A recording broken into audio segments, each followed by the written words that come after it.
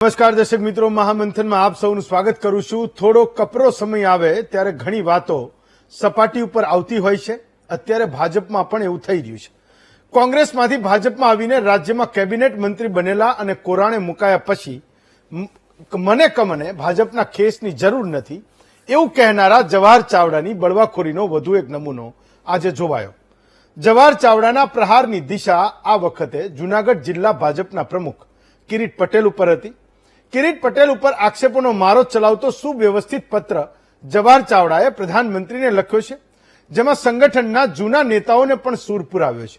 સંગઠનના આક્ષેપો બની શકે રાજકારણથી પ્રેરિત હોય, પરંતુ આવી સ્થિતિ કેમ ઊભી થઈ તે શિસ્તબદ્ધ કહેવાતા પક્ષ માટે પ્રાણ પ્રશ્ન હોવો જરૂરી છે।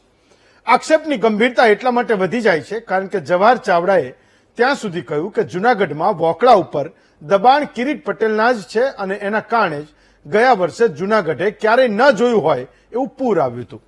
જવાહર ચાવડાએ ભાજપનો વિરોધ કર્યો હોય એવું પહેલીવાર નથી અને સિક્કાની બીજી બાજુ એ પણ છે કે એની સામે પણ આક્ષેપ થયા હોય એવું પહેલીવાર નથી। ચારે બાજુ ઉકળતા ચરુ જેવી સ્થિતિ છે અને દબાણની રાજનીતિ થઈ રહી છે। એ સવાલ પૂછવો જરૂરી છે કે એક વ્યક્તિને 3 હોદ્દા કેમ આપવા પડે?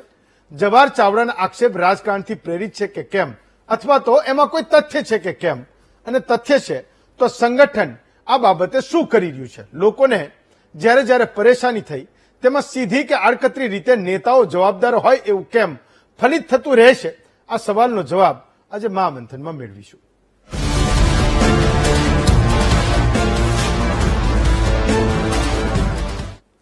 તો એક સમયે જે લોકો કોંગ્રેસમાં ખુદ કિંગ હતા, જે લોકો પોતે પ્રમુખ હતા અને સત્તામાં નહોતા તોય જે કે એ પક્ષ માની લે, એક નાનકડા એવા સૌરાષ્ટ્રના વિસ્તારમાંથી ચૂંટાયા પછી એ લોકો આજે, મેં કીધું કે જે રાજાઓ હતા એ આજે રંગ થઈને કેટલાક પત્રો લખી રહ્યા છે અને વિનવણી કરી રહ્યા છે કે આ મારી વાતને પણ તમે સાંભળો। માણાવદરથી 5 વાર જવાહર ચાવડા ચૂંટાયા। વિધાનસભામાં કોઈ પ્રશ્નની રજૂઆત કરે તો એને ગંભીરતાથી લેવો પડે। સ્વભાવ એવો કે સામાન્ય રીતે સામેનો માણસ પણ, એ સત્તામાં બેઠેલો માણસ પણ, એ જ્યારે વિપક્ષમાં હતા તો એની વાતને એ માની લે, એ ગંભીર ગણે। તો એવો દબદબો 5 વાર માણાવદરથી પોતે ચૂંટણી જીતા। જ્યારે 2019માં ભાજપમાં જવાનું થયું ત્યારે મને બરાબર યાદ છે, પ્રેસ કોન્ફરન્સ તમને પણ યાદ હશે, એક પત્રકારે સવાલ પૂછ્યો કે કોંગ્રેસમાં ચૂંટાઈને આવો છો, ભાજપમાં જાઓ છો કેમ? એ વખતે એણે એવું કીધું હતું કે તમે રોજ એક રેસ્ટોરન્ટમાં એમ કે જમવા જાઓ દર શનિ રવિ, એમ કે અમદાવાદમાં બધા જતા હશે અને રાજકોટમાં જાય ને સુરતમાં જાય, બધા દર શનિ રવિ વીકેન્ડમાં એ રેસ્ટોરન્ટમાં જમવા જાય। દર શનિ રવિ આપણે એક રેસ્ટોરન્ટમાં તો નથી જતા, તો હું એમ કે મારો ટેસ્ટ બદલવા માટે એ પાર્ટીને બદલી રહ્યો છું ને। એ વખતે એણે બીજી પણ ઘણી બધી વાતો એ કરી હતી। આજે સવાલ એ જવાહર ચાવડાનો, કોંગ્રેસનો કે ભાજપનો નથી। મુદ્દો એ છે કે જે જનતા એવું માને છે કે સારા શાસન માટે એને મત આપે છે, એક નેતા જે પોતાના પ્રજાના પ્રશ્નોને, એ મારા પ્રશ્નોને લઈને, તમારા પ્રશ્નોને લઈને, એ ગરીબના પ્રશ્નોને લઈને, વંચિતના પ્રશ્નોને લઈને એ વિધાનસભામાં બોલશે, એની પોતાની સરકાર હશે તો એની સામે બોલશે, એના ગમે એવડા મોટા નેતાને કહેવું પડતું હશે તો કહી દેશે, એક ધારાસભ્ય તરીકે એને સાંસદને સંભળાવવું પડશે તો પણ એ કહી દેશે, કેબિનેટ મંત્રી અને મુખ્યમંત્રીને પણ કહેવું પડશે તો અટકશે નહીં। એ આશાએ જે જનતા મત આપે છે, એ મત આપ્યા પછી આ નેતાઓ એ મતની સાથે કેવો ખેલ કરે છે એનું આ ઉત્તમ ઉદાહરણ છે। મુદ્દો મેં કીધો એમ કે ના તો એ જવાહર ચાવડાનો છે, ના તો એ માણાવદર વિધાનસભાનો છે, કોણ જીતું કોણ હાર્યું, અરવિંદ લાડાણી, મનસુખ માંડવિયા, ઓકે, એ બધી વાત ઓકે છે, કે ના તો એ વાત કોઈ કોંગ્રેસ છોડીને જ્ઞાન ફરી પાછી કોંગ્રેસ એને લેવા માટે તલપાપડ થઈ રહી છે ને કોણ એને અંગતમાં મળી રહ્યું છે ને કોણ એને જાહેરમાં કોંગ્રેસમાંથી મળી રહ્યું છે એની પણ નથી। અને ના તો વાત એની છે કે ભાજપમાં આવ્યા પછી જવાહરભાઈ પોતે સચવાયા કે ના સચવાયા, ટકી ગયા કે ના ટકી ગયા, એના કલ્ચરમાં મિક્સ થઈ શક્યા કે ના થઈ શક્યા એની નથી। વાત એ છે કે જનતાના ભરોસા પર એ નેતા જેને મત આપ્યા એ ખરા ઉતરા કે નહીં। અને એ નેતા કે જ્યારે જનતાએ પોતે થોડો મૂડ બદલ્યો તો એનું વર્તન એ શું કરી રહ્યો છે જનતા પ્રત્યે, એના સંગઠન પ્રત્યે, એની સરકાર પ્રત્યે, પોતાના પ્રત્યે, હું એવું સમજુ છું। તો આજે વાત એ શાસનની કરવાની છે, જેના વિશે જવાહર ચાવડાએ પ્રધાનમંત્રી મોદીને પત્ર લખ્યો. તો ના તો એમના સંગઠનની વાત છે, ના એ નેતાની વાત છે, ના ધારાસભ્યની વાત છે, ના ધારાસભ્યની સામે કોણ હાર્યું એની વાત છે. વાત છે જનતાના વિશ્વાસની, એના મતની, એ ભરોસાની. એને પત્ર લખ્યો. એ પત્ર હતો એના સંગઠનના જિલ્લા પ્રમુખ કિરીટ પટેલની સામે. તો આજે કોંગ્રેસમાં કોઈ જિલ્લાનો પ્રમુખ બનાવે તો એ પાર્ટીનો પ્રમુખનો પોતાનો એ એકાધિકાર છે. એ એના કાર્યકર્તાઓને પૂછે, એની એક પદ્ધતિ હશે. કોઈકના નામ મંગાવતા હશે, મહામંત્રીઓને પૂછતા હશે, ઝોનના ઇન્ચાર્જને પૂછતા હશે, એવું હશે. દરેક પાર્ટીની પોતપોતાની એક વ્યવસ્થા છે. તો ભાજપમાં પણ કોઈ જિલ્લા પ્રમુખ નક્કી થાય કે શહેરનો પ્રમુખ નક્કી થાય તો એમાં જનતાની એ સીધી કોઈ એમાં દખલગીરી હોતી નથી. ના તો એ પાર્ટીને, એ સંગઠનને, એ જનતાને પૂછવાનું હોય છે. તો પાર્ટીનો એ એકાધિકાર છે, એ પક્ષના પ્રમુખનો એકાધિકાર છે કે એને એના ટીમમાં એ જિલ્લાના પ્રમુખ તરીકે, મહામંત્રી તરીકે એને કોણ જોઈએ છે. તો કિરીટ પટેલની જે વરણી છે એ સી.આર. પાટીલ જયારે પ્રમુખ થયા એની પહેલા થયેલી છે. મને લાગે જીતુ વાઘાણી એ વખતે પાર્ટી પ્રેસિડેન્ટ હતા, એ વખતે કિરીટ પટેલની જિલ્લા પ્રમુખ તરીકે વરણી થઈ. આ બીજું વર્ષ એને ચાલે છે. તો સવાલ માત્ર એટલો છે કે એક જિલ્લા પ્રમુખ તરીકે કિરીટ પટેલને આ બીજી ટર્મ ચાલી રહી છે અને એવા સમયે જવાહર ચાવડા માણાવદરથી 2022ની ચૂંટણી હારી ચૂકેલો એક નેતા, જેને 2019માં ભાજપ કોંગ્રેસમાંથી લાવી હતી, કેબિનેટ મંત્રી બનાવ્યા હતા, પ્રવાસન મને લાગે એના હાથમાં હતું, અને 2021માં જયારે મંત્રીમંડળ બદલાયું તો એના હાથમાંથી એ મંત્રી પદ જતું રહ્યું. 2019માં આવ્યા, 2021માં મંત્રી પદ નહોતું અને 2022માં એ માણસ ચૂંટણી હારી ગયો. એ ચૂંટણી હાર્યા પછી જે સિલસિલો શરૂ થયો એની આ વાત છે. અને મેં કીધું એમ કે જનતાના વિશ્વાસની પણ આ વાત છે અને શાસનની પણ વાત છે. 2022માં એ ચૂંટણી હાર્યા એ વખતે એવું કહે છે કે કિરીટ પટેલ અને દિનેશ ખાટરિયા જે એના નેતાઓ છે, જે અત્યારે એની સામે છે, એ લોકો એમ કે આને ચૂંટણી હરાવ્યા હતા. કોઈ કારણ હશે, એ લોકોનું ઇન્ટરનલ પોલિટિક્સ પણ હશે, એ આપણને ખબર નથી. પણ એ પછી એ જવાહર ચાવડા ધીમે ધીમે ભાજપની નીતિ રીતિઓ સામે બોલતા રહ્યા છે. એ પછી એની આજુબાજુના જે નેતાઓ છે એની સામે એ બોલતા રહ્યા છે. અને આ પત્ર પણ એને પ્રધાનમંત્રીને લખો કે એવું કીધું કે 1.5 વર્ષથી 2 વર્ષથી અમે ફરિયાદો કરતા હતા અને આ ફરિયાદો કોઈ સાંભળતું નહોતું. એ ફરિયાદમાં એને 3 નામ લખ્યા છે. કનુભાઈ ભાલાળાનું નામ લખ્યું, ઠાકરસિંહભાઈ જાવિયાનું નામ લખ્યું અને માધાભાઈ બોરીચાનું નામ લખ્યું. આ ત્રણેય સિનિયર આગેવાનો છે. 2 તો એમાંથી ધારાસભ્ય રહી ચૂક્યા છે, મંત્રી પણ રહી ચૂક્યા છે. એમનું નામ લખ્યું કે આ લોકોએ પણ મારી સાથે એમ કે થઈને તમને ફરિયાદ કરી હતી, પણ કોઈ પાર્ટીમાં અમારું સાંભળતું નથી. તો એ પત્રના થોડાક મુદ્દાઓ છે. મેં કીધું એમ કે શાસનના મુદ્દા છે, પક્ષના નહીં, શાસનના મુદ્દા છે, જનતાના મુદ્દા છે, જનતાના ભરોસાના મુદ્દા છે. અને એટલે હું વાંચી રહ્યો છું કે કિરીટ પટેલ વિશે લખ્યું કે ભાઈ 3 તાલુકામાં એને એમ કે યાર્ડનું પ્રમુખ પદ ભોગવ્યું, બેંકમાં પ્રમુખ રહ્યા, જિલ્લા પ્રમુખ છે, માર્કેટિંગ યાર્ડમાં એપીએમસીમાં એ પોતે પ્રમુખ છે. તો એમ કે આવું સત્તાનું જે દુરુપયોગનું બીજું ઉદાહરણ મેં ક્યારેય જોયું નથી, એમ કરીને વાતની શરૂઆત કરી કે આટલા બધા પદ એ સત્તાની લાલસાની પરાકાષ્ઠા છે. કેટલાક તો એક સાથે ભોગવ્યા, જેથી વિવિધ વિભાગો અને સ્થાનોમાં વસૂલી કે હપ્તાખોરી કરીને ચરમસીમા વટાવી છે. તો હું એ કહું છું કે આ વસૂલી અને હપ્તાખોરી એ વાસ્તવમાં શાસનનો પ્રશ્ન છે, જનતાના મતનો પ્રશ્ન છે, જનતાના ભરોસાનો પ્રશ્ન છે. આ અંગે મેં અને અન્ય આગેવાનોએ કનુભાઈ ભાલાળા, ઠાકરસિંહભાઈ જાવિયા, માધાભાઈ બોરીચા વગેરે વખત એમ કે અમે લોકોએ ફરિયાદ કરી અને એના છતાંય એ તમારી સુધી એટલે કે પ્રધાનમંત્રી સુધી આ વાત એ પહોંચતી નથી. ક્યાંક કોઈક રહેમ નજર રાખીને આ વાતને દબાવી દે છે, એટલે એ ફરિયાદો તમારા સુધી એ પહોંચતી નથી. આ પત્ર જાહેર મારે એટલે કરવો પડે છે કે આપ સુધી આ વાત પહોંચે, કારણ કે આ માણસની ગુનાહિત બેદરકારી અને ભ્રષ્ટાચારે આપણા પક્ષને પણ નીચું જોવું પડે એવા કૃત્યો કર્યા છે. આમ તો આ લિસ્ટ લાંબુ છે, પરંતુ 2 અક્ષમ્ય કૃત્યો જેનાથી સમગ્ર જૂનાગઢની પ્રજામાં નારાજગી અને રોષ છે એ હું તમને કહું છું. એવું કહે છે, પહેલું કે જિલ્લા પ્રમુખ હોવાના તોરમાં આ માણસે ભાજપના કાર્યાલયનું બાંધકામ પણ નિયમો નેવે મૂકીને કરેલું છે, જે આપને કદાપી સ્વીકાર્ય નહીં થાય. અને બીજી વાત કે જૂનાગઢની જનતાને અભૂતપૂર્વ પૂરની આફતમાં સંડોવનાર કારણોમાં એક વોકળા પરના દબાણોમાં જનાબ શિરમોરે છે. એમના દ્વારા નિર્મિત ક્રિષ્ના આર્કેડ એટલે કે ખોટી મંજૂરી, ખોટું બાંધકામ અને કાયમી દબાણ એવું કરીને એને બિલ્ડિંગ બનાવ્યું અને એના કારણે આ થયું છે. અમારી સમસ્યા અને પીડા એ છે કે જો ભાજપ પ્રમુખ જ આવા કૃત્યો કરે તો પ્રજાની વચ્ચે ક્યાં મોઢે જવું અને પ્રજાનો સામનો એ અમારે કરવો કેમ? સવાલ એ છે, હું કહું છું કે જનતાના ભરોસાનો પ્રશ્ન છે. જે માણસ 2019માં કોંગ્રેસમાંથી આવીને સીધો કેબિનેટ મંત્રી બને છે, 2021 સુધી એ કેબિનેટ મંત્રી રહે છે, અને એ વખતે પણ કિરીટ પટેલ એ પ્રમુખ હતા. એ વખતે એણે એ ફરિયાદો કરી, ચલો કોઈએ સાંભળી નહીં. એણે જનતાની વચ્ચે જઈને એને આ વાતને કરવી જોઈતી હતી. એણે એ વખતે પણ પત્ર લખીને એ જાહેર કરવો જોઈતો હતો, ગુજરાતના લોકો સુધી એ પહોંચતો કરવો પડતો હતો, એટલે કરવો જોઈતો હતો. પણ સવાલ એ છે, મેં કીધું એમ કે આ બધા નેતાઓની વાત છે કે જ્યારે એને પોતાને કંઈક મળે છે, એક જનતાના મતના ભરોસા પર, એક કોઈ સમાજના ખભા પર બેસીને એને જ્યારે કંઈક મળે છે, જ્યારે સમાજનો ઉપયોગ થાય, મતદારનો ઉપયોગ થાય, ત્યાં સુધી કંઈ વાંધો નથી. ઓકે, ચાલે બધું. કિરીટ પટેલ કસાઈ છે, કંઈ વાંધો નહીં. એણે આ તો એક બિલ્ડિંગનું નામ લખ્યું, 10 લખ્યું છે તો પણ વાંધો નથી. 21 થી અત્યાર સુધી હું કેબિનેટ મંત્રી હોત તો પણ મને વાંધો નહોતો કે કિરીટ પટેલ એ ભાજપ પ્રમુખ છે અને ભ્રષ્ટાચાર કરે છે અને ખુલ્લેઆમ એ હપ્તાખોરી કરે છે. મને વાંધો નથી. પણ હું નથી સત્તામાં, ક્યાંક મને કોઈક જરૂરિયાત છે, કોઈક મને પૂછતું નથી, એવા સમયે હું એક પત્ર લખું અને જાહેરમાં આપું તો લોકો એ સમજે છે કે તમે નેતાઓ એ લોકોને કેટલા મૂર્ખ સમજો છો.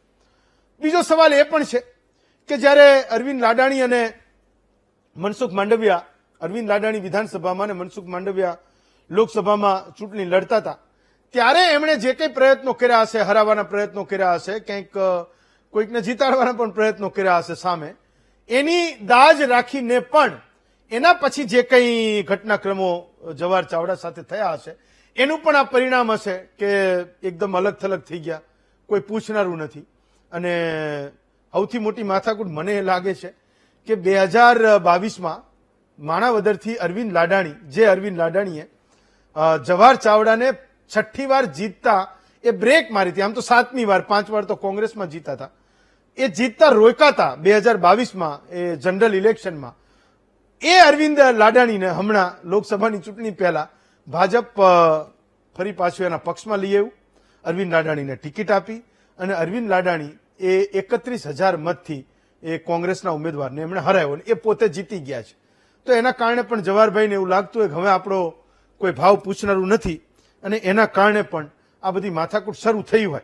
પણ મારો ખાલી એટલો સવાલ છે કે જે પક્ષને લોકો પાર્ટી વિથ ડિફરન્સ કહેતા હતા, એ ગુજરાતમાં વારાફરતી એ નેતાઓ કેમ કંઈક કોઈકને લખીને એ જતાવવાનો પ્રયત્ન કરે છે? એ ગામમાં કેમ ઢોલ વગાડીને કહેવા માંડ્યા છે કે આ જે પાર્ટીનો જે જિલ્લા પ્રમુખ છે એ ભ્રષ્ટાચારી છે ને હપ્તા એ વસૂલે છે? કેટલાક કારણોમાં હું પણ ગયો તો મને પણ એ ખબર પડી. આ નેતાઓની જનતા સાથેની મજાકની હું જ્યારે વાત કરું છું, આજે જવાહર ચાવડાના વિરોધમાં, કિરીટ પટેલના સમર્થનમાં દિનેશ ખાટરિયા એ આવી ગયા અને એકદમ સત્તાવાળી અવાજે એકદમ ખોખારો ખાઈને એને કેટલીક વાતો કરી. મેં જાણ્યું કે આ ભાઈનું પોતાનો રોલ શું છે. જ્યારે એક પ્રમુખની સામે આ આરોપો કરે છે તો એને પણ એ માંગ કરવી જોઈએ કે હા ભાઈ ચલો એણે એ આરોપો કરે છે તો સરકાર એની તપાસ કરાવે, મહાનગરપાલિકા પણ એની તપાસ કરાવે, બીયુ છે કે નથી, એ બિલ્ડિંગ એને બાંધી એ ગેરકાયદે હતી કે નથી, એ વોકડા ઉપર બાંધી કે ન બાંધી. પણ એનાથી વિપરીત એણે એકદમ સ્ટેન્ડ લીધું કિરીટ પટેલના સમર્થનમાં. તો મને એવું થયું કે સમજીએ કે ચટ્ટા બટ્ટા બધા છે કોણ એકબીજાની ઢાલ બનીને ક્યારે ઊભું રહે છે. હું પણ એક રાજકારણમાં શીખવાનો હંમેશા પ્રયત્ન કરતો વિદ્યાર્થી છું, સમજવાનો પ્રયત્ન કરતો વિદ્યાર્થી છું. તો મને એ ખબર પડી કે દિનેશ ખાટરિયા એ પોતે જિલ્લા પંચાયતના પૂર્વ પ્રમુખ હતા ને અત્યારે એ પોતે જે ડેરી છે ત્યાં એના એ પોતે પ્રમુખ છે, મેનેજિંગ ડિરેક્ટર છે. જુનાગઢ જિલ્લા સહકારી બેંકમાં પોતે મેનેજિંગ ડિરેક્ટર છે અને કિરીટ પટેલ એ બેંકમાં ચેરમેન છે. દિનેશ ખાટરિયાના પત્ની એ 2.5 વર્ષ પહેલા, એટલે 5 વર્ષમાં 2.5 વર્ષે જે રોસ્ટર ચેન્જ થાય, આ 2.5 વર્ષ જે ગયા એમાં જિલ્લા પંચાયતના એ પ્રમુખ હતા એમના પત્ની શાંતાબેન ખાટરિયા. સાવજ ડેરીમાં દિનેશ ખાટરિયા ચેરમેન છે. દિલીપ એવું કહે છે કે કિરીટ પટેલ એને મદદ કરીને બેસાડ્યા છે. રામસિંહ ભેટારિયા જે પોતે એના સમાજના છે અને એવું કહે છે કે જવાહર ચાવડાના એ ખૂબ નિકટના માણસ હતા, એને ઉઠાડીને એને હટાવીને એને આ એક માણસને બેસાડ્યા, કિરીટભાઈ, અને એના કારણે પણ આ બધું એમ કે ધમધમી રહ્યું છે. હમણાં જે એક ટોલ નાકાની વાત હતી વંથલીના ગોદાઈ પાસેથી, નહીં, એક લોકો બાયપાસ થઈને જાય છે, એમ કે 70-75% લોકો બાયપાસ થઈને જાય છે, એ ગામના દિનેશભાઈ ખાટરિયા છે. ખબર નથી એમનો એમાં કોઈ રોલ હતો કે નહીં સીધી રીતે, પણ આ બધી વાતો છે જે આપણે બધા જયારે જનતા તરીકે સમજવાનો પ્રયત્ન કરીએ તો ખબર પડે કે આખરે અંદર છે શું, કોણ કોને પત્ર કેમ લખી રહ્યું છે. પણ એ જુનાગઢની જનતા, એ માણાવદરની જનતા, એ પક્ષને આપેલા મત, એના માટે હું સમજુ છું કે એ મહામંથન આપણે કરવું જોઈએ. આજે આપણો મુદ્દો છે કે જવાહર ચાવડાએ કેમ કહ્યું કિરીટ પટેલ એ હપ્તાખોર છે. આપણી સાથે કનુભાઈ ભાડાણાનો એક ઇન્ટરવ્યુ મેં કર્યો છે, એ બતાવીશું. એ પોતે પૂર્વ મંત્રી છે અને 2002 થી 2012 સુધી 10 વર્ષ સુધી વિસાવદરના ધારાસભ્ય પણ રહ્યા છે. મનોજ જોશી છે, એ પોતે જુનાગઢ શહેર કોંગ્રેસના પ્રમુખ છે. સુધીરભાઈ રાવલ છે, પોતે વરિષ્ઠ પત્રકાર છે, અને કૌશિક મહેતા છે, એ પણ વરિષ્ઠ પત્રકાર છે. કનુભાઈ, મહામંથનમાં તમારું સ્વાગત કરું છું, અને ઘણા વર્ષે તમને જોયા, આ લેટર લેખો જવાહરભાઈએ તો તમે પ્રગટ થયા, સારું થયું. મારો સવાલ એ હતો કે જવાહરભાઈએ તમારું નામ પણ લખ્યું છે લેટરમાં કે કનુભાઈને અમે બધા ભેગા છીએ આમાં, તો પાર્ટીએ એટલે પગલાં નહીં લીધા હોય તમારી ફરિયાદ પર કે પાર્ટીની કોઈ મજબૂરી હશે? તમારે મજબૂરીને પૂછવી જોઈતી હતી કે શું મજબૂરી છે કિરીટ પટેલને 2 ટર્મથી તમે પ્રમુખ બનાવી રહ્યા છો? હાજી, એનો અર્થ એ જ થાય ને. હું માધાભાઈ બોરીછા, પૂર્વ ધારાસભ્ય, ઠાકરસિંહભાઈ જાવૈયા, પૂર્વ જિલ્લા બેંકના પ્રમુખ અને જિલ્લા પંચાયતના સદસ્ય સમિતિના પ્રમુખ, એ જિલ્લાના ટોપ મોસ્ટ આગેવાન છે. એટલે અમે આજથી 1.5-2 વર્ષ પહેલા CR પાટીલ સાહેબ અને રત્નાકરજીને રજૂઆત કરેલી કે જુનાગઢ જિલ્લાની અંદર પાર્ટીએ જ નક્કી કરેલું છે કે આખા ગુજરાતમાં એક વ્યક્તિ અને એક હોદ્દો.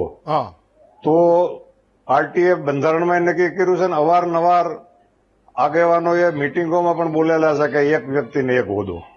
તો કિરીટભાઈને શા માટે એપીએમસી, જુનાગઢ જિલ્લા બેંક અને જિલ્લા ભાજપ પ્રમુખ, એને એકને શા માટે અને જિલ્લા ભાજપ પ્રમુખ તરીકે વારંવાર રિપીટ કરવાના કારણ શું? તો આ રીતે ન હોવું જોઈએ. એક વ્યક્તિને એક હોદ્દો આપવો જોઈએ. તો એના માટે અમે રજૂઆત કરેલી કે આમાં તમે સુધારો કરો. આખા ગુજરાતની અંદર તમામ જિલ્લા પ્રમુખોને બદલવામાં આવ્યા. અહીંયા આપણે એમને ચાલુ રાખવામાં 3જી વખત ચાલુ રાખવામાં આવ્યા. હવે એક હોદ્દો એક વ્યક્તિની જે વાત છે, એમાં પાર્ટીની જો મજબૂરી હોય તો અમે સિનિયર મોસ્ટ આગેવાન છે. આજની તારીખે હું જુનાગઢમાં તમામ કરતા હું સિનિયર આગેવાન છું ભારતીય જનતા પાર્ટીમાં, ગ્રામીણ વિસ્તારમાં. સિટી વિસ્તારમાં જો કે હેમાબેન આચાર્યને બાદ કરીએ તો એ પૂર્વ જૂના છે. એટલે આ રીતે અમે રજૂઆત કરેલી, પણ એનું કોઈ પરિણામ તમે સૌથી સિનિયર આગેવાન છો, તો કિરીટભાઈને હટાવે તમારે પ્રમુખ થવું છે, એના કારણે તમે એના સમર્થનમાં છો જવાહરભાઈના? તમારે પ્રમુખ થવું છે? ના, મેં તો ના પાડેલી કે જુનાગઢ જિલ્લા પ્રમુખ તો નહીં, પણ વિધાનસભામાં મને 2017માં પાર્લામેન્ટરી બોર્ડમાં અમિતભાઈ શાહે કીધું કે કનુભાઈ તમે બહાર જતા રહ્યો આ તમારી વિધાનસભા. મારે લડવાની જ નથી, મારો વિચાર તમારે કરવાનો જ નથી. ચલો, એમનો પત્ર તો બરાબર છે કનુભાઈ, પણ મને તમારો મુદ્દો નથી સમજાતો. તમારા પાર્ટીના બંધારણમાં છે કોઈને 2 વાર જિલ્લા પ્રમુખ બનાવી શકે, ઇવન પાર્ટી પ્રેસિડેન્ટ પણ 2 વાર બનાવી શકે, તો બીજી વાર તો ચાલે છે એના. તો શું વાંધો? શું મુદ્દો તમારો કિરીટ પટેલ? 2 વાર પ્રમુખ બનાવ્યા, 2 વાર બનાવી શકાય, એની સામે વાંધો નથી, પણ 3 હોદ્દા જે આપવાની વાત છે, જિલ્લા સહકારી બેંક અને એપીએમસી, તો એ 3માંથી ગમે તે એક હોદ્દો એક વ્યક્તિ. જિલ્લા સહકારીમાં તો કનુભાઈ એના દમ ઉપર ચૂંટાય ને, એ ભલે પાર્ટી મેન્ડેટ આપે, પણ એ તો ખેડૂતો મત આપે તો ચૂંટાય ને એને, તો એ તો મત આપીને ચૂંટાય. હા, એ એના મેન્ડેટ ઉપર ચૂંટાઈને આવે. એપીએમસીમાં પણ એને મેન્ડેટ મળે તો જ એપીએમસીમાં ચેરમેન થઈ શકે, બેંકમાં તો ચેરમેન થઈ શકે. પણ પાર્ટી છેલ્લે તો પાર્ટી પ્રદેશ અધ્યક્ષ ને પ્રદેશ ભારતીય જનતા પાર્ટી એની ઈચ્છા હોય તો નહીતર તો મેન્ડેટ તો એ ડિરેક્ટરોને કે એટલે નામ ગમે એનું જાહેર કરે અને ડિરેક્ટરો મેન્ડેટ આપવાના છે પ્રમુખ તરીકે. કિરીટને જ મેન્ડેટ આપે એવું ન હોય, પણ છતાંય માની લ્યો કે એને બાદ કરીએ તો જિલ્લા ભાજપ પ્રમુખમાં ક્યાં મેન્ડેટ છે? કનુભાઈ, ડેરીમાં ભ્રષ્ટાચાર કર્યો, પ્રમુખ તરીકે ભ્રષ્ટાચાર કર્યો, બેંકમાં ભ્રષ્ટાચાર કર્યો, તમને કોઈ એવી ફરિયાદ મળી ક્યાં ભ્રષ્ટાચાર કર્યો? તમારી પાસે કોઈ હોય, તમારો મુદ્દો શું છે કિરીટ પટેલની સામે? ના, ભ્રષ્ટાચારની વાત મારી આગળ નથી આવી કોઈની, અને એનું કારણ છે કે હું આજે 12 વર્ષથી તો ફોર્સમાં નથી અને હું સહકારી ક્ષેત્રમાં પણ નથી. જવાહરભાઈ કઈ વાત કરતા હોય તો એ સહકારી ક્ષેત્રના માણસ છે અને એ સહકારી ક્ષેત્રમાં એના કીડા છે, એટલે એને ઝીણી ઝીણી માહિતીઓ એની આગળ હોય. હું તો સહકારી ક્ષેત્રનો વિરોધી માણસ છું, કારણ કે સહકારી ક્ષેત્ર વાળાને ઘેરે ખાવું ઝેર ખાવું, ઘેર ખાવું ઝેર ખાવું મારું સૂત્ર છે. કારણ કે નાની મંડળીનો પ્રમુખ હોય તો એ ઘરે ચા ન પીવે, ન્યા જઈને ચાન ગાંઠિયા ખાય, આ સહકારી વાળા. એટલે હું તો એનો વિરોધી છું. હું જિલ્લા ભાજપ પ્રમુખે રહી ગયો છું, હું કૃષિ અને જળસંપત્તિ મંત્રી પણ હતો અને હું 2084 થી ભારતીય જનતા પાર્ટીનું ડાળિયાન કેળાન સિંગ ખાઈને અમે કામ ભૂતકાળમાં કરેલા છે.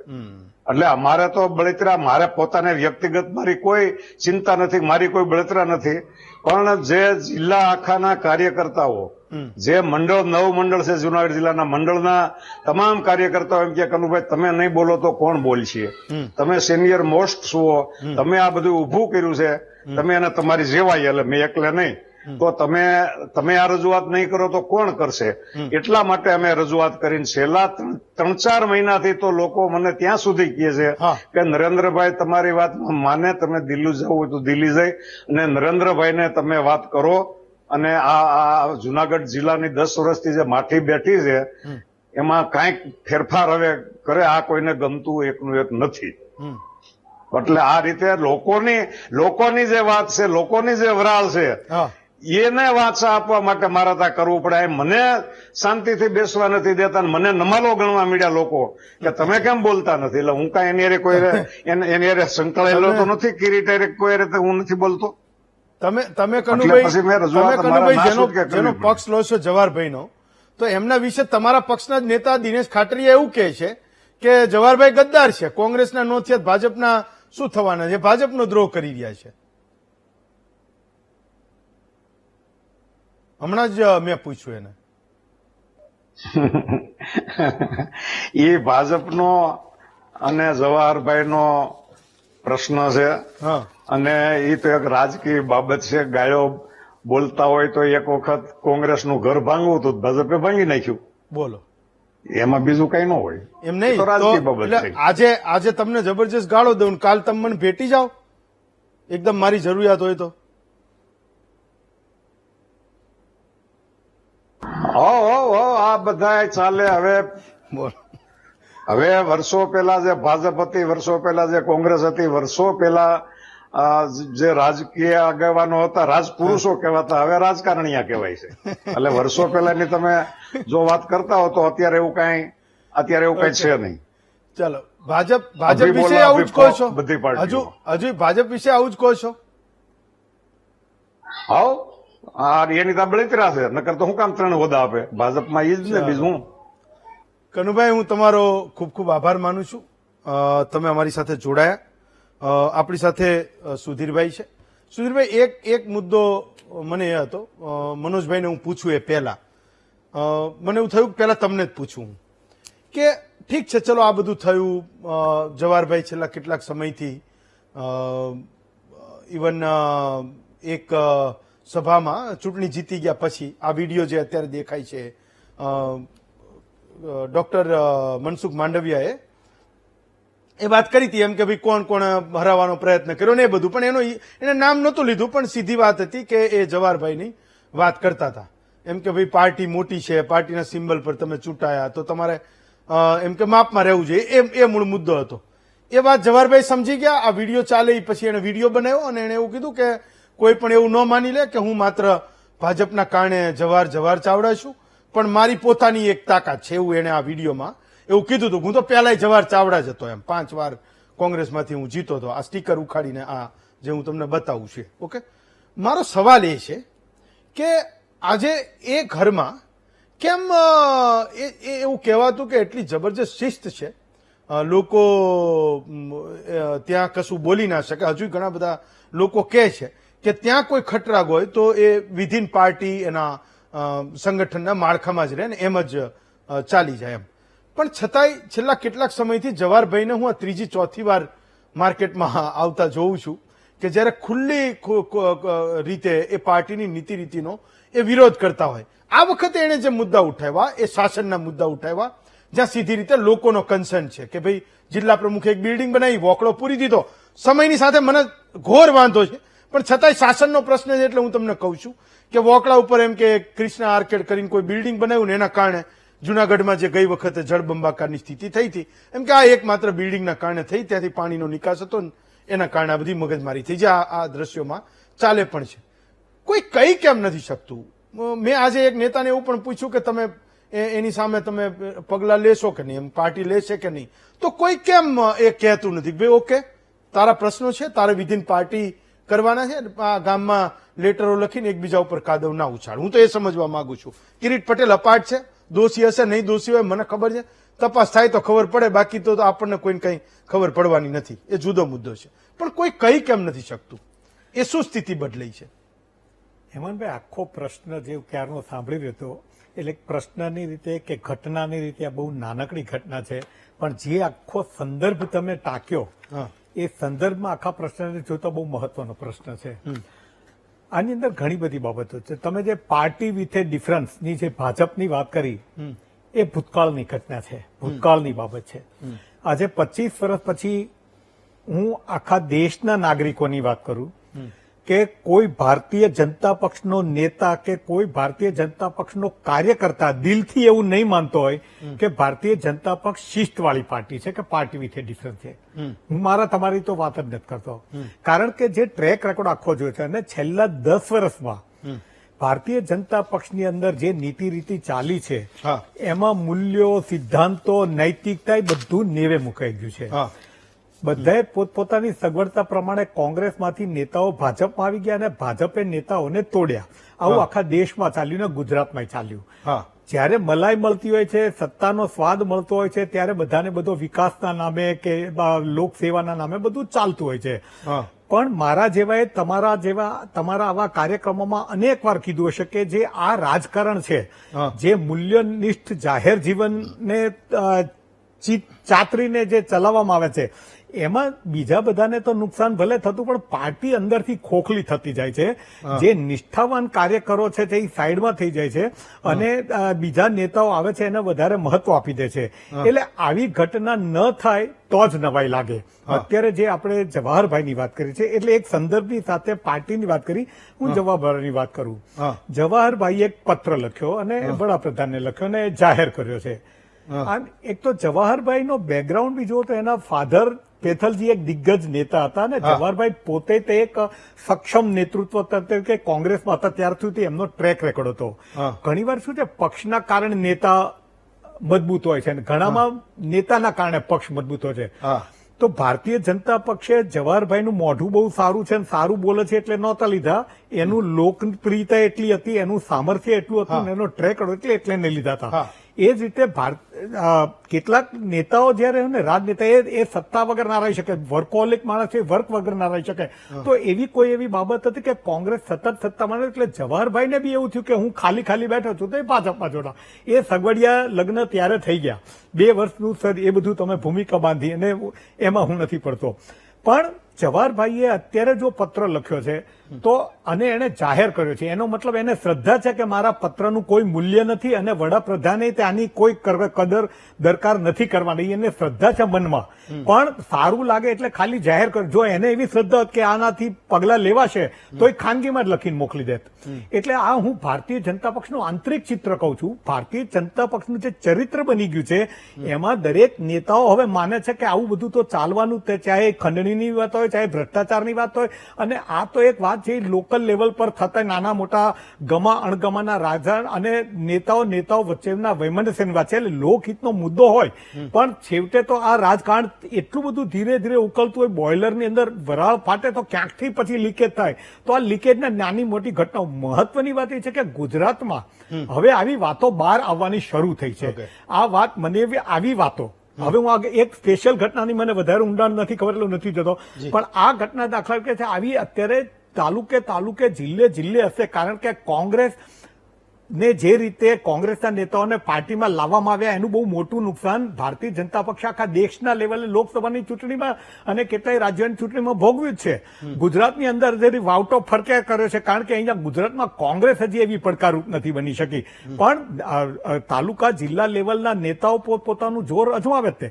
એટલે અત્યારે જવાહરભાઈએ જે લખ્યું છે, એક તો એની હિંમતને બિરદાવાય કે એને શરૂઆત કરી છે, પણ એક અત્યારે એને તે છેલ્લા 5 વર્ષથી એવું લાગતું હોય કે હવે આમાં હું ખૂણામાં આમાં શું છે, આમાં શું ભારતીય જનતા પક્ષનું કલ્ચર જેવું છે કે લોકોને તોડે અને પછી એને કાછાડમાં બધા નેતાઓ હાસ્યામાં ધકેલાઈ જાય છે, એનો અહેસાસ થવા માંડે. એટલે જવાહરભાઈ પોતે બળુકા છે નેતૃત્વ, એટલે આવું વધારે નહીં કરે. એને અત્યારે ધીરે ધીરે પછી બોલશે, પણ બધું બહાર તો આવશે જ તે. એટલે મને એવું લાગે છે કે આ બહુ સહજ ઘટના છે, અને આવા દ્રશ્યો દરેક તાલુકાઓમાં, જિલ્લાઓમાં બધે હશે, અનેક હશે.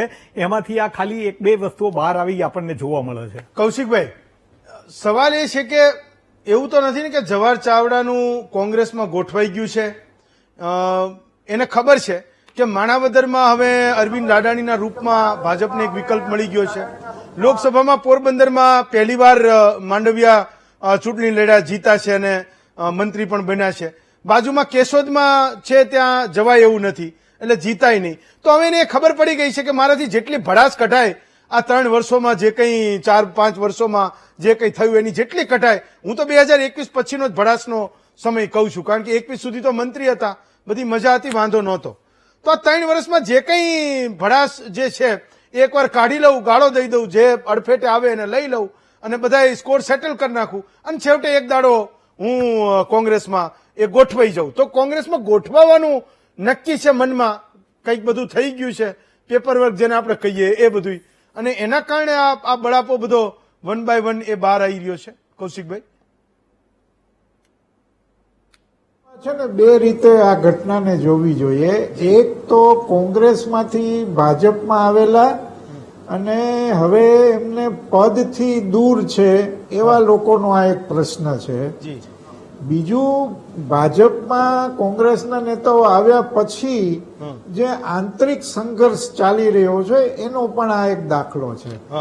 જવાહરભાઈની વાત તમે કરો તો એ કોંગ્રેસમાંથી સતત ચૂંટાતા હતા, પોતાના જોડે ચૂંટાતા હતા, એમની જ્ઞાતિમાં એમનું બહુમાન, શૈક્ષણિક સંસ્થા, એમના પિતાશ્રીનો વારસો, બધું બહુ આપણે બધા જાણીએ છીએ. પણ કોંગ્રેસમાં શું કામ ગયા, ભાજપમાં શું કામ ગયા? હું એવું માનું છું કે એમને એમ હતું કે હવે કોંગ્રેસ સરકાર ગુજરાતમાં આવી શકે એવી સ્થિતિ ક્યાંય દૂર દૂર સુધી દેખાતી નથી. તો ક્યાં સુધી તમે કોંગ્રેસના ધારાસભ્ય રહી સત્તાથી દૂર રહેશો? એટલે ભાજપમાં ગયા. ભૂપેન્દ્ર યાદવ સુધીની ભૂમિકા એમાં હતી અને એમને કેબિનેટ મિનિસ્ટર પણ બનાવ્યા, અને એમને થયું કે મારી રાજકીય કારકિર્દીનો ગ્રાફ બહુ ઉપર જશે. પણ વિજય રૂપાણીની આખી કેબિનેટ બદલાય અને એમાં જવાહરભાઈ ન રિપીટ થયા. પછીનો બેકલેશ જે કહેવાય એનો પણ એક ભાગ તમે સમજી શકો, કારણ કે કિરીટભાઈ પટેલ ઉપર એમને વ્યક્તિગત આક્ષેપ કર્યા, એવી જ રીતે અરવિંદ લાડાણીએ પણ એમની ઉપર વ્યક્તિગત આક્ષેપો કરેલા. એટલે હવે હું માનતો નથી કે ભાજપ એમને ટિકિટ આપે. સવાલ એટલો છે કે એમને કોંગ્રેસમાં પાછું જવું કે નહીં. કોંગ્રેસમાં ગયા પછી એમનું રાજકીય અસ્તિત્વ કેટલું મજબૂત રહે. એટલે આ બે સ્થિતિ વચ્ચેની આ કસમકસ છે. અને સૌથી મહત્વની વાત તમે જુઓ કે એક મારા મિત્ર છે, ધારાસભ્ય તો અત્યારે નથી, પણ કોંગ્રેસના બહુ સારા નેતા, મજબૂત નેતા, જવાહરભાઈની જેમ જ એ ભાજપમાં ગયા. મને હમણાં એમને થોડા દિવસ પહેલા એમણે ફોન કરીને પૂછતા હતા કે હવે શું કરવું જોઈએ. એટલે માની લો કે અર્જુનભાઈ ચૂંટાઈ ગયા છે, CJ ચાવડા ચૂંટાઈ ગયા છે, પણ હવે એમને કેબિનેટમાં ક્યારે સ્થાન મળશે? આ બધા પ્રશ્નો એટલા બધા ગોટે ચડેલા, ગૂંચવાયેલા છે અને એના કારણે આ રાજકીય અસ્તિત્વના સવાલો થાય છે કે ભાઈ તમે ભાજપમાં તો ગયા, પણ હવે શું? ક્યારે આ મંત્રીમંડળનું વિસ્તરણ થશે? મારો વારો આવશે કે નહીં? એટલે જવાહર ચાવડાથી માંડી અર્જુનભાઈ મોઢવાડિયા સુધીના આ પ્રશ્નો છે. અને એની સામે જેમ અગાઉ મિત્રે કહ્યું કે જે ભાજપના મૂળ ભાજપી લોકો છે એમને એમ થાય છે કે આ અમારો હિસ્સો લઈ જાય છે. એટલે આ જે આંતરિક સંઘર્ષ છે બધે બહાર ધીરે ધીરે આવવા માંડ્યો છે. જુનાગઢમાં જવાહરભાઈએ આ વાત કરી, રાજકોટમાં બે ગ્રુપ વચ્ચે ઘણા સમયથી ચાલે છે કસમકસ. રૂપાણી જૂથ નારાજ, રૂપાણી જૂથની અવગણના અને પૂર્વ પ્રમુખ સામે ભ્રષ્ટાચારના આક્ષેપો. એવી રીતે અમદાવાદમાં પત્રિકા પ્રકરણ, વડોદરામાં મેયર અને ધારાસભ્ય વચ્ચેની વાતો ચાલતી હોય. આવું છે ને હવે પ્રમાણ વધતું જાય છે. Bhajap difference party with difference, એ તો વાત બધી બહુ ગઈ, પતી ગઈ. પણ આ જે સત્તા મને લાગે છે જાજી બધી સત્તા તમને મળે, જાજી બેઠકો મળે, પછીના પ્રશ્નો જે આવે છે એ ફેઝમાં મને લાગે છે ભાજપ પહોંચી ગયો છે. અને એમાં આ જવાહરભાઈ જેવા નેતાઓ અથવા તો કોંગ્રેસમાંથી ભાજપમાં આવેલા નેતાઓ કે જેમને હવે પદ નથી મળતા, એમને એમ થાય છે કે આપણે શું ભૂલ કરી, અહીંયા એવા ખોટું કર્યું, પાછું જવું કે નહીં, એની મથામણ છે. એટલે મને લાગે છે આવતા દિવસોમાં આવા બનાવવાનું પ્રમાણ વધશે. કારણ કે તમે લોકસભાની ચૂંટણી પહેલા, ચૂંટણી પછી ઘણા બધી જગ્યાએ આપણે આવા દાખલાઓ જોયા. અને છેલ્લે જે ઇફકોની ચૂંટણીમાં સામે આવી ગયા મોટા નેતાઓ, એ બતાવે છે કે આ આંતરિક સંઘર્ષ છે ને એ વધવાનો છે. અને ભવિષ્યમાં આના શું પરિણામ આવશે આપણે જાણતા નથી, પણ મને લાગે છે તાત્કાલિક વર્ષાંતે જે સ્થાનિક ચૂંટણીઓ આવવાની છે એમાં આની અસર જરૂર દેખાશે, એવું મારું માનવું છે. ફાઇન, ખૂબ સારું એનાલિસિસ કર્યું કૌશિકભાઈ. મનોજભાઈ, મારો એક સવાલ એ હતો, મેં શરૂઆતમાં કીધું કે કોંગ્રેસનો પણ મુદ્દો નથી, ભાજપનો પણ નથી અને જવાહર ચાવડા કે અરવિંદ અડાણીનો પણ નથી. મુદ્દો શાસનનો છે. તો હું એવું સમજુ છું કે જયારે આ પત્ર આવ્યો તો એ જુનાગઢની આખી કોંગ્રેસની એ ફેલ્યોરિટી છે, નિષ્ફળતા છે કે જ્યારે ત્યાં વોકડા ઉપર કોઈ એક બિલ્ડિંગ બનતું હતું અને જુનાગઢના લોકો એ ગયા વર્ષે જયારે બિચારા પેલા LPG ગેસના બાટલા તણાઈ જાય એટલું પૂર આવ્યું ને બધું થયું, તો એ વખતે તમે લોકો ક્યાં હતા? તમે લોકોએ કેમ એ અવાજ ન ઉઠાવ્યો? તમે અત્યાર સુધી કેમ એ શાસનના પ્રશ્નોની વાત તમે ના કરી શકા? જો જિલ્લા ભાજપનો પ્રમુખ હપ્તાખોર હોય તો એની વાત તો તમારે છેડે ચોકે કરવી જોઈએ. જવાહર ચાવડા લેટર લખી રહ્યા છે કારણ કે એને ત્યાં કંઈક માથાકૂટ ચાલી રહી છે, પણ તમારું તો મૂળ એ કામ છે ને મનોજભાઈ? હા, નમસ્તે હેમંતભાઈ. નમસ્તે. અમારે જયારે જુનાગઢમાં પૂર પ્રકોપ આવ્યો ત્યારે એના પછીના ચોથે જ દિવસે અમારે જે તે વખતે વીરજીભાઈ ઠુમર અને અરવિંદભાઈ અમરીશભાઈ ડેર ત્યારે કોંગ્રેસમાં હતા, પ્રદેશ લેવલનું એક ડેપ્યુટેશન જુનાગઢ આવ્યું હતું અને પૂરગ્રસ્ત વિસ્તારની મુલાકાત લીધી હતી. અને અમારા માનની નેતા શ્રી શક્તિસિંહભાઈ ગોહિલે CM સાહેબ સુધી રજૂઆત કરી હતી. એ રજૂઆતના પડઘે જુનાગઢ CM સાહેબ આવ્યા સરકારી કાર્યક્રમમાં, ત્યારે જાહેરમાં બોલ્યા કે ભાઈ જે ગેરકાયદેસર વોકડા ઉપર બાંધકામ છે એની મને અસંખ્ય ફરિયાદો મળેલ છે. આ વોકડા પરના બાંધકામો તાત્કાલિક અસરથી દૂર કરવા, આવું CM સાહેબ પોતે જુનાગઢ આવીને કહી ગયા છે. આપે પણ લાઈવ ચલાવેલું, વીટીવીમાં અને અન્ય ચેનલે પણ ચલાવ્યું. આના વિરુદ્ધમાં ઘણી સામાજિક સંસ્થાઓએ અને રાજકીય પોલિટિકલ અમારી પાર્ટી લેવલે પણ હાઈકોર્ટમાં PIL પણ થયેલ છે. હાઈકોર્ટની ટકોર છતાં પણ કોર્પોરેશનને આજ દિવસ સુધી હાઈકોર્ટ થી ઉપર તો કોઈ નથી. માનો કે કોઈ પણ વિરોધ પક્ષ સરકારમાં રજૂઆત કરે અને વિરોધ પક્ષની વાત માની અને ઉડાડી દે સરકાર, તો છેલ્લો રસ્તો આપણી આગળ હાઈકોર્ટ છે. હાઈકોર્ટમાં પણ PIL થઈને હાઈકોર્ટે ટકોર કરેલી છે કે જુનાગઢમાં જે પૂર પ્રકોપ આવ્યો એના પાયામાં કાઢવાના વોકડા ઉપર જે ગેરકાયદેસર દબાણો છે આને લીધે આ પૂર પ્રકોપ થયેલો છે. અને એ હાઈકોર્ટની ટકોર છતાં પણ આજ દિવસ સુધી આ વોકડા પરના દબાણો દૂર થયેલ નથી. બીજી વાત કે જવાહરભાઈનો આજે ખરેખર કોંગ્રેસી આત્મા જાગ્યો છે. આ મૂળ કોંગ્રેસી ગોત્રના નેતા જ આ બોલી શકે. ભાજપના કોઈ પણ નેતાઓને આ બોલવાની હિંમત નથી. બોલે તો બીજે દિવસે ફાઇલો ખુલે. આજે જવાહરભાઈનો વર્ષોથી કોંગ્રેસમાં હતા ત્યારનો પણ ઓળખું, ભાજપમાં હતા ત્યારે પણ એમનો વ્યક્તિગત ચાહ કર્યો છું.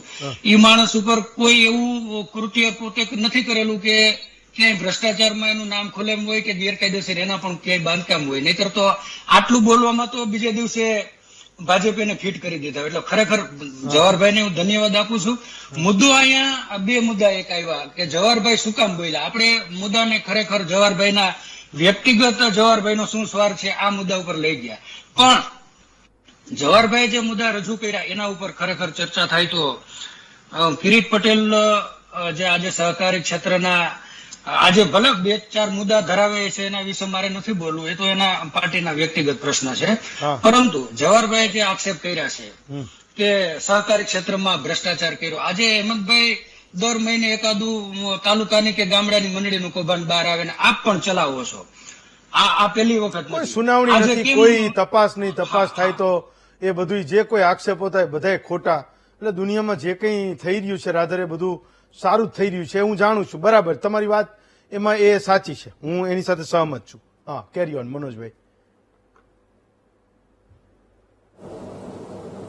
કૌભાંડનું લખ્યું છે કે દર મહિને એક મંડળી ખર્ચામાં જાય, એક મંડળીમાં કોઈ પ્રમુખ કૌભાંડ કરી અને જેલમાં જાય. ઘણા એવા જુનાગઢ જિલ્લાના, ગીર સોમનાથ જિલ્લાના પ્રમુખો, મંડળીઓના, તાલુકાના કે ગામડાના પ્રમુખો અત્યારે જેલમાં છે. આ નજર સામે છે. તો કેમ આ બધી આ મંડળીનું ઇન્સ્પેક્શન કરવું તો ડિસ્ટ્રિક્ટ ચેરમેનની જવાબદારી આવે. આનું દર વર્ષે ઓડિટ કરવું, દર મહિને ઇન્સ્પેક્શન થાય. તમને કૌભાંડ 5-5, 6-6 કરોડ, 10-10 કરોડનું કૌભાંડ થઈ જાય ત્યાં સુધી કેમ ખબર નથી પડતી. એટલે આમાં ક્યાંક ને ક્યાંક ચેરમેન પણ સામેલ હોય. બીજા નંબરમાં જે મેઇન કાઢવાનો વોકડાનો માર્ગ છે, ઝાંઝેડા રોડ અમારે પૂરો થાય કાઢવાનો વોકડો, ઈ માર્ગ જ કૃષ્ણા આર્કેડ નામનું બિલ્ડિંગ ઉભું કરીને બંધ કરી દેવામાં આવેલું છે, જે ડિસ્ટ્રિક્ટ પ્રેસિડેન્ટનું છે કૃષ્ણા આર્કેડ. આ માર્ગ બંધ થવાથી ત્યાંના શ્રી પેલેસ સોસાયટી ને ઝાંઝેડા રોડના મુખ્ય ભાગોમાં પાણી ભરાય છે, કારણ કે અવરોધરૂપ થઈ ગયું આ બિલ્ડિંગ. જે કાઢવાનો વોકડો છે હેમંતભાઈ, એ વોકડાની ઉપર સ્લેબ ભરી લીધો. 40% તમારે બાંધકામની જે માર્જિન જગ્યા છોડવાની થાય એ 40% વોકડા ઉપર બતાવી દીધી. અને આ વોકડા ઉપર બાંધકામ કરીને પાર્કિંગ, અત્યારે તમે ગાડીઓ પાર્ક થયેલી હોય નીચે વોકડો છે, તમારો માર્ગ જ રોકાઈ ગયો. આના વિરુદ્ધ પણ પીઆઈએન થયેલી છે. હાઈકોર્ટે જે લિસ્ટ જાહેર કર્યું કે આટલા સ્પેસિફાય કર્યા કે આટલા બાંધકામો ગેરકાયદેસર છે, એ હાઈકોર્ટની ટકોરના સંદર્ભે ખુદ સીએમ સાહેબ આવીને જુનાગઢ આવીને ટકોર કરી જાય, છતાં પણ આજે એ બાંધકામ હજી ઉભા છે. આવું એક નથી, આવા ઘણા ભાજપના નેતાઓ કે જે વર્ષોથી કોર્પોરેશનમાં શાસન કરે છે, એ તમામે અત્યારે જુનાગઢની અવદશા કરી છે. એમાં પહેલા તો બધા તમારી સાથે જેટલા પણ હતા કરતા હરતા સમારતા નુકસાન કરતા, એ બધા તમારી હતા એ બધા પાછા ભાજપમાં જતા રહ્યા. એટલે જુનાગઢની જનતા બિચારી એ તો તાકતી જ રહે બધાની સામે કે એના ગામમાં. હું જુનાગઢ તો વર્ષમાં લગભગ 3 વાર આવતો હોય. તમારા જુનાગઢ કોઈ કે નહીં આ મહાનગરપાલિકા ગ્રામ પંચાયતને લાયક નથી. તમે કોંગ્રેસ ભાજપ વાળા ગમે તે કરતા હોય, તમારું ચાલતું હોય કે ના ચાલતું હોય ખબર નથી, પણ પંચાયતને લાયક રોડ નથી. અને પાછું એવું નહીં, ગુજરાતમાં તો દિવાળીએ બધું બદલાય પણ ખરું, ત્યાં તો બધું એનું એ જ રહે પાછું. ખબર નહીં શું એટલે ત્યાં મિકેનિઝમ છે.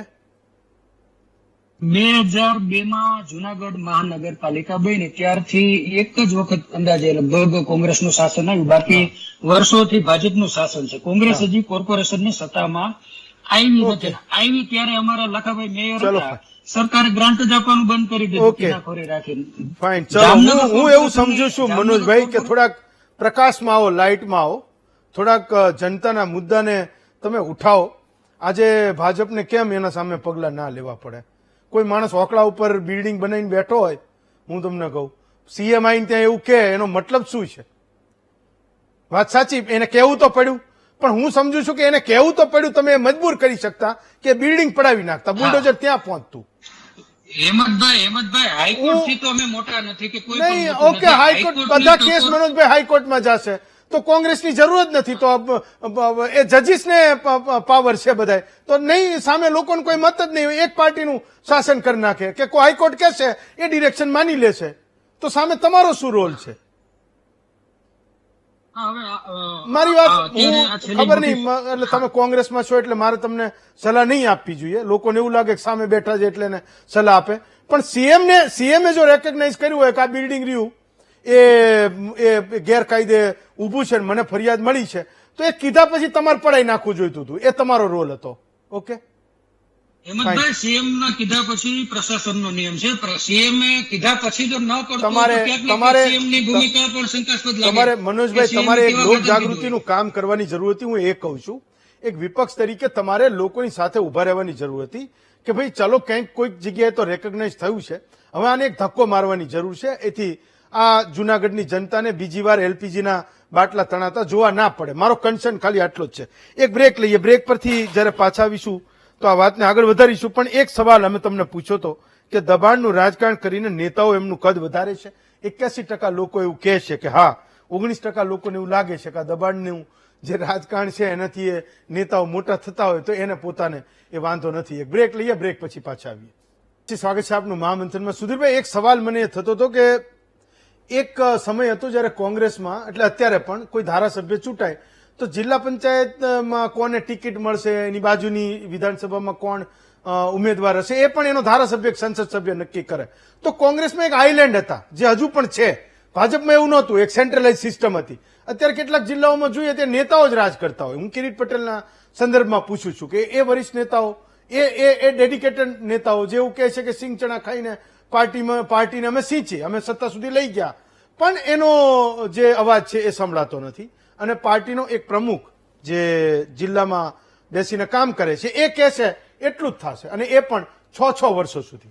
તો એ આઇલેન્ડ હવે ત્યાં પણ બની ગયા છે. હેમંતભાઈ, આવું લગભગ બધા સ્તરે હોય છે. તમને જોવા મળે છે કે એક જણની કોઈની મોનોપોલી ચાલશે. દાખલા કે કોઈ નેતા હોય, જિલ્લાનો નેતા હોય, સહકારી સંસ્થામાં નેતા હોય કે કોઈ તાલુકા કક્ષાના નેતા હોય, રાજકીય પક્ષ, એ સત્તા પર હોય કે ન હોય, ખુરશી પર હોય કે ન હોય, એનો એક પ્રભાવ હોય. એનું કારણ એવું હોય કે કાં તો એની કાર્યશૈલી લોકોને પસંદ હોય, એનો ટ્રેક રેકોર્ડ હોય કે એને પરિણામલક્ષી કાર્ય કરી બતાડ્યું હોય, એની અંદર લોકોનો વિશ્વાસ હોય, લોકપ્રિયતા હોય, તો એ ખુરશી પછી માયને રાખતું નથી, ખુરશી હોય કે ન હોય. અને બીજું, ત્યાર પછી એના જ કીધે બધું થતું હોય કે ભાઈ આને ટિકિટ આપી દે, આને ટિકિટ, એમાં કશું ખોટું હું એટલા માટે નથી જોતો. જો એમાં નિસ્વાર્થ વાત હોય અને જો લોકહિતની ભાવના હોય અથવા તો કામ કરવાની વાત હોય, ચાહે સંસ્થાનું કામ હોય, રાજકીય પક્ષનું કામ હોય કે ગમે એ કામ હોય, પણ એ જે વ્યક્તિ તમે જે કહો છો કે માનો કે પર્ટિક્યુલર જિલ્લાની અંદર વાત કરો, કોઈ સહકારી સંસ્થાની અંદર વાત કરો, તો એવા નેતાઓ તમે આજે પણ જોવા મળશે. ભારતીય જનતા પક્ષમાં જોવા મળશે અને કોંગ્રેસમાં જોવા મળશે અને કોઈ પણ પક્ષમાં જોવા, કે જે વગદાર હોય છે અને એનો અવાજ મજબૂત હતો. એ લોકો રાત દિવસ મહેનત કરતા છે, એનું કામ છે. હું એને નેતાઓની ક્યાં વાત કરું છું, હું તમને કહું, ઘણી વખત કેટલાય લોકો આપણે જે સમાજની અંદર સામાજિક તત્વો જેને ગણીએ છીએ, હું તો ત્યાં સુધી, પણ એને લોકો ચૂંટણીને ચૂંટી દે છે તો એને તમે જુદી રીતે કહેતો, પણ એના સમાજનું એવું કામ કરતો છે ત્યારે લોકો એને સમર્થન આપે. કાંઈક તો એવા પોઈન્ટ હશે ને. એટલે મારું કહેવાનું છે કે લગભગ બધા જ ક્ષેત્રોમાં એવું હોય છે અને આવી વ્યક્તિઓ ખરેખર કામની હોય છે. આવી વ્યક્તિઓ જો સત્તા લોલુપ હોય તો યોગ્ય નથી, પણ સત્તા લોલુપ હોય તો એ પદ ખુરશી નહીં છોડે.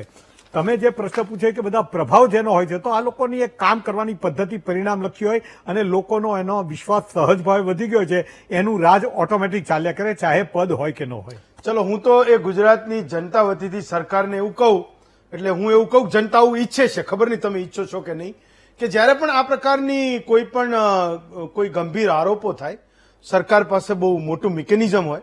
માનો કે કોઈક એક બિલ્ડિંગના વોકળામાં, એક વોકળામાં બનેલું બિલ્ડિંગ એક બનાવ્યું કોઈએ, અને એના કારણે એ શહેરમાં, એ મહાનગરપાલિકામાં પૂરની સ્થિતિ થઈ, તો વાસ્તવમાં એ બિલ્ડિંગ એ વોકળા ઉપર છે કે નથી, એ પાણીના નિકાસ પર છે કે નથી, એ તો એ 5 મિનિટનું કામ છે. મહાનગરપાલિકાના કમિશનરને આદેશ કરે કોઈ પણ સરકાર માટે, એ તો એક ખૂબ નાની વાત છે. તો ગુજરાતની જનતા એ અપેક્ષા રાખી રહી છે કે જ્યારે આવા ગંભીર આરોપો થાય, જ્યારે પ્રજાનો શાસનમાં વિશ્વાસ ટકી રહે, એના માટે એ જનતા ઈચ્છે છે કે તમે એની તપાસ કરાવો, નિષ્પક્ષ તપાસ કરાવો. લેટર ગમે એને લખો, લેટર કોઈ ના લખે તો પણ હેમંતભાઈ, પણ સાચું હોય લોકોએ એકદમ જ તે ખરેખર કલેક્ટિવ રિસ્પોન્સિબિલિટી સાથે હારે આવવું જોઈએ. એક નાગરિક કર્તવ્ય હોવું જી. જોઈએ જે લુપ્ત થતું જાય છે.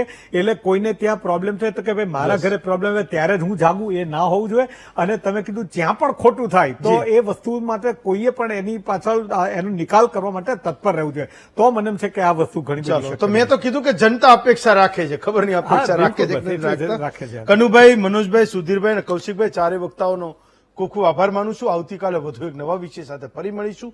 આજે રજા આપશો.